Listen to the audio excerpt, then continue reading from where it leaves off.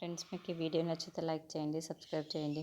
జ్యోత్స్న కార్తీక్ దగ్గరికి వస్తూ ఉంటుంది. ఇంతలో అది చూసిన కార్తీక్, ఎందుకు జ్యోత్స్న నా వెనకాల పడి నన్ను ఇంతగా హింసిస్తున్నావు అని చెప్పేసి అడుగుతాడు. ఆ మాటలు వినగానే అక్కడున్న జ్యోత్స్న అయితే, నీకు హింసలా కనిపిస్తుందా బావా? నువ్వంటూ నాకు ఎంత ప్రేమ అనిపించడం లేదు కదా.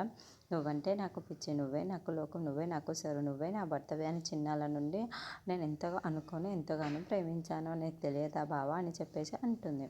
ఆ మాటలు వినగానే అక్కడున్న కార్తీక్ అయితే, నేను ఇప్పుడు వేరొక్కళ్ళకి భర్తను అయ్యాను, అలాంటిది ఇప్పుడు నా మీద ఇంత ప్రేమ పెంచుకోవడం అంత మంచిది కాదు జ్యోత్స్న అంటాడు. ఇంతలో అక్కడున్న జ్యోత్స్న మాత్రం, నువ్వు దీపక్కి విడాకులు ఇచ్చేసి నన్ను పెళ్ళికో బావా అని చెప్పేసి అంటూ ఉంటుంది. ఆ మాటలు వినగానే అక్కడున్న కార్తీక్ అయితే చాలా కోపంగా జ్యోత్స్న అని చెప్పేసి అరుస్తూ ఉంటాడు.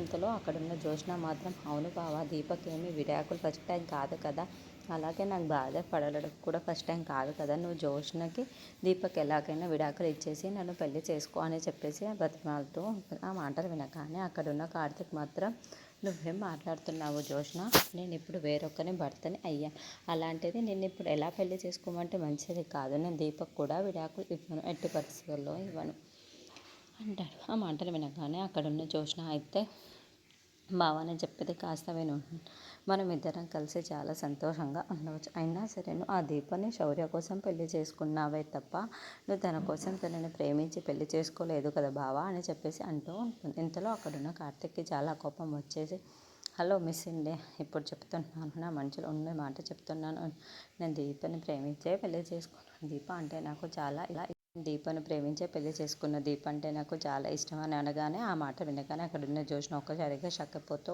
ఏంటి బావ నువ్వు చెప్తున్నది నిజమా అని చెప్పేసి అడుగుతూ ఉంటుంది. ఇంతలో అక్కడున్న కార్తీక్, అవును నేను చెప్తుంది నిజమే,